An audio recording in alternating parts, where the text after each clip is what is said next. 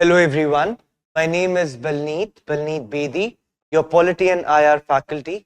In today's lecture, we will be discussing one of the most important doctrine of polity, that is doctrine of basic structure, or we also call it as basic structure doctrine. अब अगर मैं आपसे एक सवाल पूछूं, क्या parliament संविधान को पूरी तरीके से अमेंड कर सकता है? अगर वो अमेंड कर सकता है तो कुछ ऐसे फीचर्स हैं, कुछ ऐसे फंडामेंटल प्रिंसिपल्स हैं, कुछ ऐसे एसेंशियल प्रिंसिपल्स हैं जिनको पार्लियामेंट अमेंड नहीं कर सकता, और उसी को हम कहते हैं basic structure doctrine. So to begin with, what is the meaning of basic structure doctrine? The parliament can amend the constitution under article 368. Under which article? Under article 368, but the same parliament cannot amend essential features of the constitution or the basic structure of the constitution, or we can also say it cannot amend the fundamental principles of the constitution. तो basic structure क्या हुआ? The essential feature, the basic structure, the fundamental principle of the constitution. माना ऐसे principal, ऐसे feature जो संविधान का basic, उसकी फाउंडेशन है, उसकी नींव है, उसका बेसिक स्ट्रक्चर है, पार्लियामेंट उसको अमेंड नहीं कर सकता. For example, free and fair elections, supremacy of the constitution, democracy, judicial review, federalism, rule of law, all these are the examples of basic structure. Secularism is again a very important feature of the basic structure which parliament cannot take away. So again, I'll repeat, what is the meaning of the basic structure doctrine? The parliament can amend the constitution under article 368, but it cannot amend the essential features. It cannot amend the basic structure, the neve, the foundational principles of the constitution. Now the second question comes, is it mentioned in the constitution?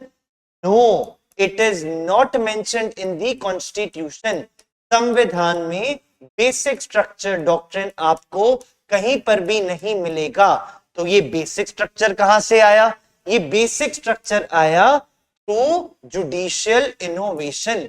मतलब judiciary ने इसको innovate करा है. Judiciary ने इसको innovate कौन से judgement में करा है वो भी हम नेक्स्ट स्लाइड में देखेंगे, but it is the innovation of the judiciary through various supreme court judgments. That is why it is not mentioned in the constitution, and also supreme court has not defined the basic structure doctrine. अगर supreme court ने अपने judgment से basic structure doctrine बताया है, but supreme court ने basic structure के doctrine को define नहीं करा है. बेसिक स्ट्रक्चर आपको ना ही संविधान में डिफाइन मिलेगा, ना ही जुडिशरी ने इसको डिफाइन किया है. जुडिशरी के कुछ जजमेंट से हम आइडिया लगा सकते हैं कि हाँ, ये सारे प्रिंसिपल्स बेसिक स्ट्रक्चर या फंडामेंटल प्रिंसिपल्स के अंडर आते हैं. उसके बाद अगर हम देखें the cases, the year as well as the key outcome, मतलब बेसिक स्ट्रक्चर डॉक्ट्रिन की शुरुआत कहां से हुई? तो पहला judgment is Shankari Prasad versus union of India in the year 1951. अब Shankari Prasad versus union of India में मैटर क्या था? इन सिंपल टर्म्स, जब देश आजाद हुआ 1947 में, तो बच्चों बहुत इनइक्वालिटी थी. अब इनइक्वालिटी को मिटाना सरकार के लिए एक जिम्मेदारी थी. सरकार ने कहा कि जो जमींदार हैं, जिनके पास बहुत बड़ी बड़ी जमीनें हैं, हम उनकी जमीन लेकर लैंड लेस लेबरर्स को देंगे. इन सिंपल टर्म्स, जो बड़े बड़े जमींदारों की जमीन है उनको लेकर हम कुछ ऐसे लोगों को देंगे जिनके पास जमीन नहीं है. अब जब सरकार ने ऐसे कानून बनाने शुरू करे तो जमींदार को लगा, भाई ये तो हमारी राइट टू प्रॉपर्टी को अफेक्ट कर रहा है, जो कि हमारी फंडामेंटल राइट है.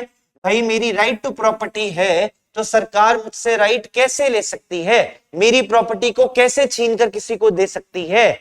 इसी मैटर को लेके जमींदार गए सुप्रीम कोर्ट। उन्होंने नई दिल्ली में सुप्रीम कोर्ट का दरवाजा खटखटाया, सुप्रीम कोर्ट को कहा कि भाई मेरी फंडामेंटल राइट है जो कि प्रेजेंटली राइट नहीं है, it has been removed by the 44th amendment 1978 and it is a constitutional or a legal right, but उस समय ये फंडामेंटल राइट थी। अब सुप्रीम कोर्ट ने कहा parliament has full power to amend the fundamental rights. Parliament के पास पूरी पावर है to amend, to take, to breach fundamental rights.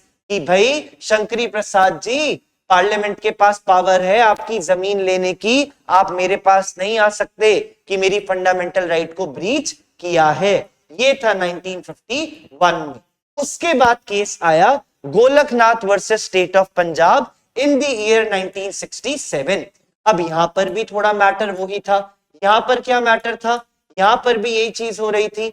Golaknath जी थे, वो भी बहुत बड़े जमींदार थे। उन्होंने कहा कि भाई मेरी भी सारी जमीनें ली जा रही हैं, किसके नाम पर, लैंड रिफॉर्म लॉस के नाम पर। सरकार ने कुछ ऐसे कानून बनाए जिसमें सरकार ने अपने आप को पूरी पावर दी है कि वो जब मर्जी चाहे किसी की भी जमीन ले सकता है। बट यहां पर 1951 के बाद 1967 में सुप्रीम कोर्ट ने अपने जजमेंट को रिवर्स किया और सुप्रीम कोर्ट ने कहा कि parliament you can not amend the fundamental rights. Fundamental rights are transcendental in nature. Fundamental rights are transcendental in nature, they are immutable. आप इनको नहीं ब्रीच कर सकते, आप इनको अमेंड नहीं कर सकते। एक और बार रिवीजन, शंकरी प्रसाद में कहा कि आप अमेंड कर सकते हो, गोलकनाथ में कहा आप अमेंड नहीं कर सकते। उसके बाद आया major case, Kesavananda Bharati versus state of Kerala. Kesavananda Bharati was a Hindu monk, he was the head of a religious institution जिसको हिंदी में मठ भी कहा जाता है, of Kerala. So Keswananda Bharati case was the dramatic case, was the case which changed the constitutional history of India, and this was the case जहां पर 13 जजेस बैठकर उन्होंने एक जजमेंट सुनाया, that is the largest bench ever, जिसमें 7:6 के ratio से जजमेंट दिया गया that parliament can amend the fundamental rights but it cannot amend the basic structure doctrine. It cannot amend the essential features. It cannot amend the fundamental principles of the constitution. तो अगर मैं अब आपसे पूछूं basic structure doctrine का निर्माण कहां से हुआ, वो हुआ है Kesavananda Bharati versus state of Kerala 1973 introduced basic structure doctrine. I hope you are understanding. So Keswananda Bharati is the most important case. अब हमने पहली स्लाइड में देखा था meaning, is it mentioned in the constitution? It is not mentioned in the constitution. फिर कहां से आया, Kesavananda Bharati versus state of Kerala से, through judicial pronouncements, through verdicts by the supreme court. ये जजमेंट इस ये basic structure doctrine Kesavananda Bharati judgment से आया। उसके बाद भी मैटर सॉल्व नहीं हुआ। फिर वहां पर बात गए Minerva mill case. Minerva mill case 1980, उसमें भी यही चीज हुई कि भाई बीच में इमरजेंसी लगी थी। ये 1973 है, ये 1980 है। 1975 से 77 तक इंदिरा गांधी ने इंडिया में इमरजेंसी लगाई और उसी के तहत वो एक अमेंडमेंट लेकर आई, 42nd कॉन्स्टिट्यूशनल अमेंडमेंट एक्ट 1976, जिसमें पार्लियामेंट ने कहा जुडिशरी पार्लियामेंट को नहीं बताएगी कि आप हमें कब संविधान को अमेंड करना है, कैसे अमेंड करना है, क्या क्या अमेंड करना है, जुडिशरी हमें नहीं सिखा सकती। Parliament is supreme, judiciary is not supreme. और यही केस फिर मिनर्वा मिल सुप्रीम कोर्ट में केस लेकर गए 1980 और उन्होंने भी पार्लियामेंट की अमेंडिंग पावर को लिमिट किया। कि आप ऐसा नहीं, जुडिशरी ने कहा पार्लियामेंट आपका जो मन चाहे आप अमेंड नहीं कर सकते, you have to follow the basic structure doctrine, आप एसेंशियल फीचर्स को अमेंड नहीं कर सकते। उसके बाद Waman Rao versus union of India 1981, Minerva mill के एक साल बाद दोबारा एक केस आया जहां पर पूछा गया कि ये बेसिक स्ट्रक्चर डॉक्ट्रिन 1973 में केशवानंदा भारती में तो दिया, पर ये लागू कब कब होगा। ये बताया गया वेमन राव केस में कि 24 अप्रैल 1973 सुप्रीम कोर्ट ने कहा 24 अप्रैल 1973 के बाद जितने भी कानून आए हैं उनके ऊपर बेसिक स्ट्रक्चर डॉक्ट्रिन लागू होगा। इससे पहले जो भी हमारे पार्लियामेंट के लॉज थे उसमें बेसिक स्ट्रक्चर डॉक्ट्रिन नहीं होगा।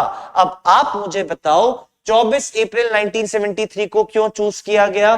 क्योंकि इसी दिन केशवानंदा भारती केस का जजमेंट प्रोनाउंस किया गया था। Then comes the last IR Coelho versus state of Tamil Nadu in the year 2007, जहां पर बात की गई 9th शेड्यूल की। अब सरकार क्या कर रही थी भाई? देखो, सरकार को तो जुडिशरी को चकवा देना है, सरकार नहीं चाहती, पार्लियामेंट नहीं चाहता जुडिशरी बहुत इंटरवीन करे हमारे मैटर्स में। सरकार ने कहा हम कुछ ऐसे कानून बनाएंगे जिनको हम 9th शेड्यूल में रखेंगे, और 9th शेड्यूल में जितने भी कानून हैं they are not subjected to judicial review. Judicial review माना पार्लियामेंट ने एक कानून पास किया और सुप्रीम कोर्ट ने उसको देखा कि क्या ये कानून संविधान के प्रोविजंस के साथ मैच कर रहा है या नहीं। अगर मैच कर रहा है वेल एंड गुड, बट अगर मैच नहीं कर रहा है तो मैं इस कानून को null and void, unconstitutional declare कर सकता हूं। तो पार्लियामेंट ने कुछ कानून बनाए और उन्हें 9th शेड्यूल में रखा, और 9th शेड्यूल के कानूनों को कहा कि वहां पर जुडिशियल रिव्यू या वहां पर जुडिशरी आंख उठाकर भी नहीं देख सकती। 2007 में IR कोहेलो केस में सुप्रीम कोर्ट ने फिर जजमेंट दिया कि अगर पार्लियामेंट आप 9th शेड्यूल में जो भी कानून रखोगे, आप जो भी कानून रखोगे उसमें हमारी पूरी नजर है, and they are subjected to judicial review. हम जब मर्जी चाहें इन कानून को रिव्यू कर सकते हैं।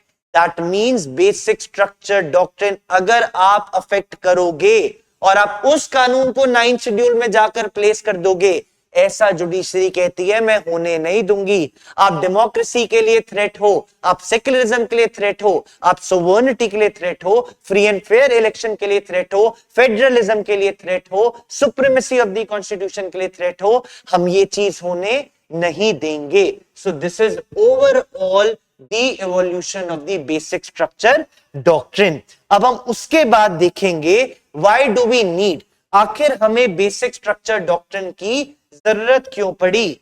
हमें जरूरत इसलिए पड़ी to maintain the constitutional identity, to make sure कि हम सिटीजन्स की राइट को प्रोटेक्ट कर सकें और हम बैलेंस ऑफ पावर को भी मेंटेन कर सकें। कॉन्स्टिट्यूशनल आइडेंटिटी, अरे भाई संविधान की फाउंडेशन को ही, लोकतंत्र को ही मिटा दोगे तो संविधान की तो आइडेंटिटी ही नहीं बची। प्रोटेक्शन ऑफ राइट, किसकी राइट? सिटीजन्स की राइट। हम सबके पास कुछ मौलिक अधिकार हैं, अगर आपने हमसे मौलिक अधिकार ले लिए तो आपने संविधान की नींव की हत्या कर दी। वो सुप्रीम कोर्ट कहता है मैं होने नहीं दूंगा। And then lastly balance of power, जहां पर लेजिस्लेचर, एग्जीक्यूटिव एंड जुडिशरी तीनों के बीच की पावर एक इक्वल रहनी चाहिए कि एक दूसरे के ऊपर हम अपनी निगरानी या चेक कर सकें। Then comes the significance. अब आप सिग्निफिकेंस खुद देख पा रहे होंगे भाई, ये जो बेसिक स्ट्रक्चर डॉक्ट्रिन है इसने पार्लियामेंट की पावर को तो काफी रिड्यूस कर दिया है कि भाई आप अमेंड करो पर आप बेसिक स्ट्रक्चर अमेंड नहीं कर सकते। अब अगर हम वैसे ही देखें कुछ चीजों को तो सिग्निफिकेंस में हम क्या क्या लिख सकते हैं? सिग्निफिकेंस में सबसे पहले हम लिख सकते हैं दैट इट सेफगार्ड्स कॉन्स्टिट्यूशन, भाई संविधान की सुरक्षा करता है। इट मेंटेन बैलेंस, जो कि मैंने आपको बताया अभी, ये बैलेंस मेंटेन करता है। ये इंश्योर करता है कि जुडिशियल रिव्यू जरूर रहेगा, कि भाई अगर कोई भी ऐसा लॉ है जो संविधान के प्रोविजंस के खिलाफ है तो वहां पर ये जुडिशियल रिव्यू कर सकता है। And lastly it protects the core values of the constitution, संविधान की कुछ कोर वैल्यू जो कि मैंने आपको एग्जांपल दिया, federalism, judicial review, democracy, sovereignty, socialist, Republic, all of the basic structure, fundamental values, ये उन वैल्यूज को प्रोटेक्ट करता है। अब आप कहोगे कि सर सिग्निफिकेंस तो है, बट कहीं ना कहीं हमारे पास क्या है, हमारे पास इसका क्रिटिसिज्म भी है। क्या क्या क्रिटिसिज्म है हमारे पास इसका? हमारा मेजर क्रिटिसिज्म है बच्चे, हमारा मेजर क्रिटिसिज्म है दैट जुडिशरी ने ओवर रीच करा है, जुडिशरी ने पार्लियामेंट की पावर को रोक दिया है, जुडिशरी ने अपनी बाउंड्री को क्रॉस करके कहा है हम पार्लियामेंट आपके ऊपर रोक लगाते हैं, आपका हम हाथ पकड़ते हैं कि आप संविधान को गलत तरीके से अमेंड नहीं करोगे। This is a example of judiciary overreach. उसके बाद जुडिशरी ने कोई भी क्लियर डेफिनेशन नहीं दी है, कोई भी क्लियर डेफिनेशन नहीं दी है बेसिक स्ट्रक्चर डॉक्ट्रिन की, जो कि ओपन है to various interpretations, to various what, various interpretations. और तीसरा क्या कह सकते हैं हम? तीसरा कह सकते हैं that is counter the majoritarianism. Counter what? It counter majoritarianism. भाई अगर मेजॉरिटी कहती है कि ये, अगर सपोज लोग धरना देकर रोड पर आ जाएं, कहें हमें लोकतंत्र नहीं हमें डिक्टेटरशिप चाहिए, तो क्या पार्लियामेंट अमेंड करके डेमोक्रेसी से डिक्टेटरशिप कर दे, डेमोक्रेसी से ऑटोक्रेसी कर दे? ऐसा नहीं हो सकता। So it also counter the opinion of the majority और it counters the majoritarianism. Then lastly comes the global perspective, जहां पर इंडिया का जो ये डॉक्ट्रिन है ये और भी कोर्ट्स ने अपने आप एडॉप्ट किया है। For example, it has been adopted by Pakistan, it has been adopted by Bangladesh, it has been adopted by Uganda as well, but the pioneer movement, या किसने इसको स्टार्ट किया? That is India. The Supreme Court of India has initiated the basic structure doctrine or innovated this doctrine in Keswananda Bharati versus State of Kerala, और उसी को इन तीनों countries ने copy भी करा है। So with this we can say that the basic structure doctrine is very important to uphold the core values of the Constitution of India, the core philosophy of the Constitution of India, the foundation of Constitution of India. And with this we have a mains practice question. Please practice this question and try writing it. I have discussed all the Supreme Court judgments, and with this you can write in a proper definition manner. Then कैसे कैसे judgement are Coelho तक आपको लिखना है, शंकरी प्रसाद से Golaknath, Kesavananda Bharati, Waman Rao, Minerva mill, R Coelho, सारे judgment को लेकर थोड़ा थोड़ा एक्सप्लेन कर कर आपको 250 वर्ड का ही आंसर लिखना है। You can practice this answer. With this I conclude this topic. Thank you so much. जय हिंद, जय भारत।